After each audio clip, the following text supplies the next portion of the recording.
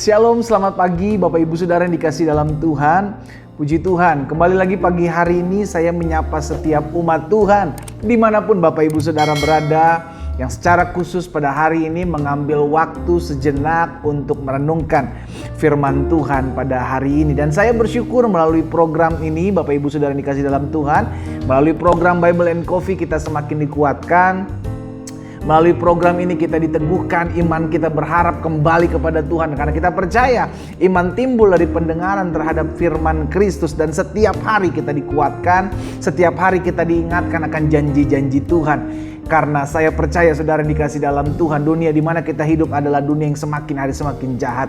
Kalau kita tidak tertanam dalam firman Tuhan, maka kita akan lenyap dengan segala keinginan kita. Kalau kita tidak tertanam dalam firman Tuhan, kita akan gampang, mudah sekali terbawa oleh arus dunia. Karena itu benarlah apa yang dikatakan firman Tuhan. Injil adalah kekuatan Allah, dan firman itu terang bagi langkah kita, firman itu pelita bagi jalan kita, sehingga kita tidak berada dan berjalan dalam kegelapan. Karena itu saya rindu setiap umat Tuhan yang oleh anugerah Tuhan bertumbuh melalui program ini, oleh anugerah Tuhan maju dalam iman melalui program ini, juga turut menjadi berkat. Sehingga bukan hanya kita saja yang diberkati, tapi kita juga boleh menjadi berkat bagi orang-orang lain yang hari-hari ini kita mungkin gak pernah tahu mereka sedang memerlukan kekuatan, mereka sedang hopeless, mereka sedang kehilangan kasih, dan kita ada di tengah-tengah mereka, kita ada di sekeliling mereka untuk mengingatkan jalan-jalan Tuhan.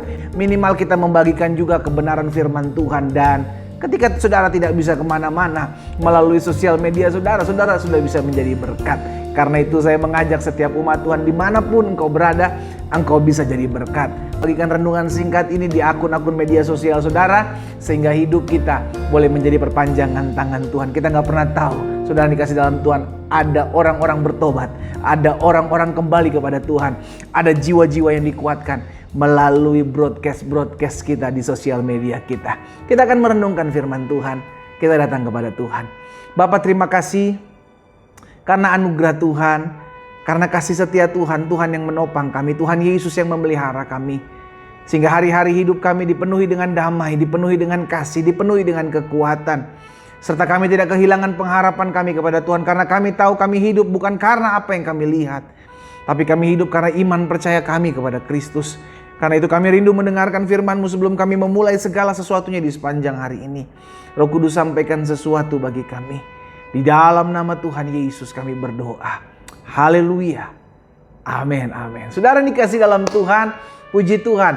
Ada satu kebenaran firman Tuhan yang saya mau sampaikan buat setiap kita. Di dalam 1 Samuel pasal 17 ayat 45 sampai dengan ayat 47. Ini bagaimana sikap seorang yang bernama Daud menghadapi sebuah peperangan yang tidak seimbang. Saya pakai bahasa ini, peperangan tidak seimbang.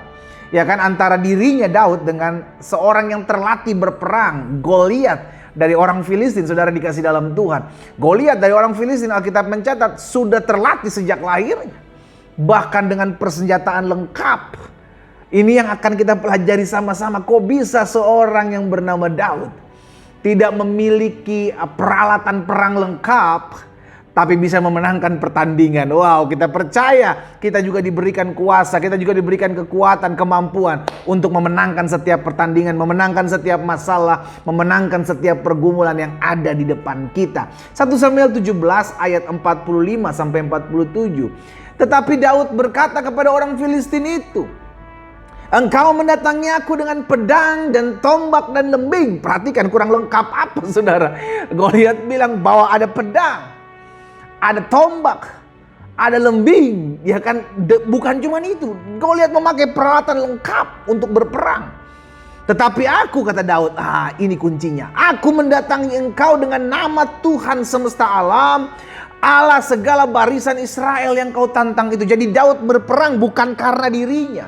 Daud berperang karena Daud gak bisa ngelihat nama Tuhan diinjak-injak. Daud berperang karena Daud gak bisa lihat nama Tuhan, Allah semesta alam, dihina. Itu sebabnya saudara dikasih dalam Tuhan. Hari ini kita melihat bagaimana peperangan ini dimenangkan oleh Daud. Kenapa? Karena bukan Daud yang berperang. Tangan Tuhan sendiri yang memakai Daud untuk berperang. Tapi kita percaya hari ini kita tidak lagi berperang melawan darah dan daging. Alkitab jelas catat Peperangan saudara dan saya bukanlah melawan darah dan daging. Selama ada darahnya, selama dagingnya ada, itu bukan musuh kita. Tapi peperangan kita melawan roh-roh jahat di udara. Saat ini peperangan kita bukan melawan darah dan daging ya. Saudara dikasih dalam Tuhan. Ayat 46. Hari ini juga, Daud bilang saudara, hari ini juga Tuhan akan menyerahkan engkau ke dalam tanganku. Dan aku akan mengalahkan engkau. Dan memenggal kepalamu dari tubuhmu. Hari ini juga. Wow. Perkataannya powerful sekali saudara. Karena dia tahu bukan dia yang berperang. Makanya dia pastikan hari ini juga Tuhan akan menyerahkan engkau ke dalam tanganku. Hari ini juga aku akan memberikan mayatmu dan mayat tentara orang Filistin kepada burung-burung di udara dan kepada binatang-binatang liar. Supaya seluruh bumi tahu bahwa Israel mempunyai Allah. Perhatikan ayat 47. Dan supaya segenap jemaah ini tahu bahwa Tuhan menyelamatkan bukan dengan pedang dan bukan dengan lembing. Sebab di tangan Tuhanlah pertempuran dan ia pun menyerahkan kamu ke dalam tangan kami. Saudara dikasih dalam Tuhan, ini kuncinya. Daud tahu peperangan ini bukanlah peperangan yang adil. Tapi dia tahu selama saya ada dalam tangan Tuhan, maka peperangan ini pasti saya menangkan. Untuk ukuran manusia, Daud adalah berbuat bodoh. Kenapa? Daud nggak punya skill berperang.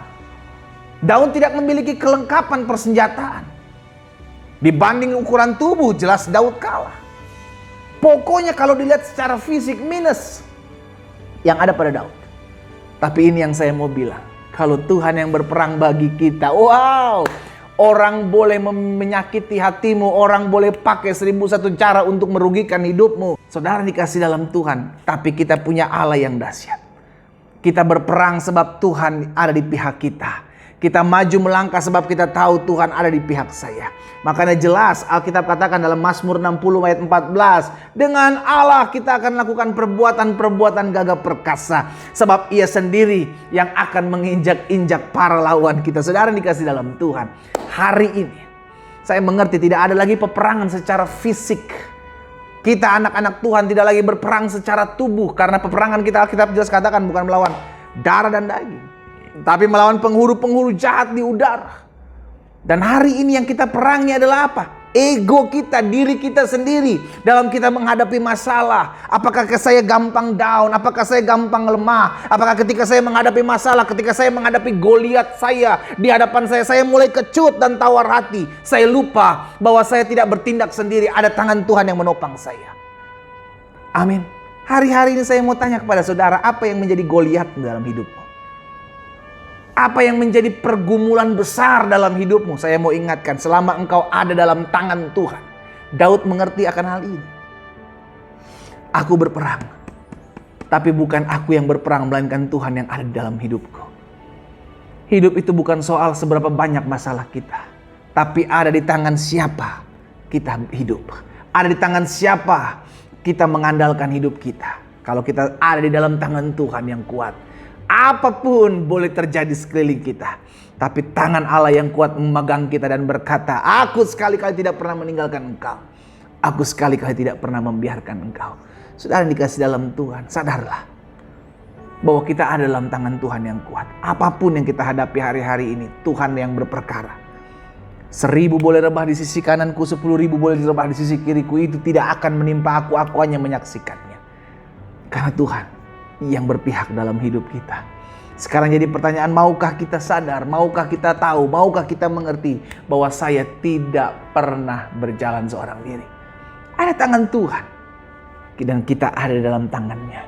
Selama kita ada dalam tangan Tuhan, maka segala perkara dapat kita tanggung di dalam Yesus yang memberikan kekuatan kepada kita. Hadapi raksasamu, hadapi masalahmu, karena engkau tidak pernah berjalan sendiri. Engkau ada dalam tangan Tuhan yang kuat. Kita datang kepada Tuhan, kita berdoa. Bapa, dalam nama Yesus, kami bangga memiliki Allah seperti-Mu. Kami percaya hari-hari yang kami jalani betul berat, betul ada badai, betul ada pergumulan, betul ada masalah. Tapi ini yang kami mengerti, selama kami ada dalam tangan Tuhan yang kuat, maka kami akan menang menghadapi segala badai.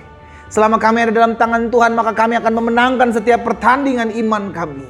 Karena kami tahu tangan Tuhan yang menopang, tangan Tuhan yang memegang tangan kami. Bapa, biarlah firman-Mu yang hari ini kami dengar mengingatkan kami Bahwa apapun yang kami lihat, sebesar apapun masalah kami masih punya Tuhan yang lebih besar dari apa yang menjadi masalah kami. Sama sebagaimana Daud memperkatakan hal-hal yang membangkitkan imannya. Maka kami pun mulai hari ini kami mau memperkatakan apa yang membangkitkan iman kami. Kala kami menghadapi masalah, kala kami menghadapi pergumulan.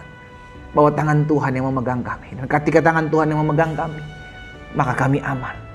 Maka kami menjadi orang-orang yang keluar sebagai orang-orang sebagai lebih daripada pemenang. Terima kasih Bapa. Berkat-Mu ada atas masing-masing kami. Di dalam nama Tuhan Yesus kami berdoa. Haleluya. Amin, amin. Mari kita nikmati kopi kita, saudara. Haleluya. Tangan Tuhan yang memegang saudara dan saya. Hadapi apapun yang menjadi masalahmu. Hadapi apapun yang menjadi raksasa dalam hidupmu. Karena kita ada dalam tangan Tuhan yang kuat. Tuhan Yesus memberkati kita.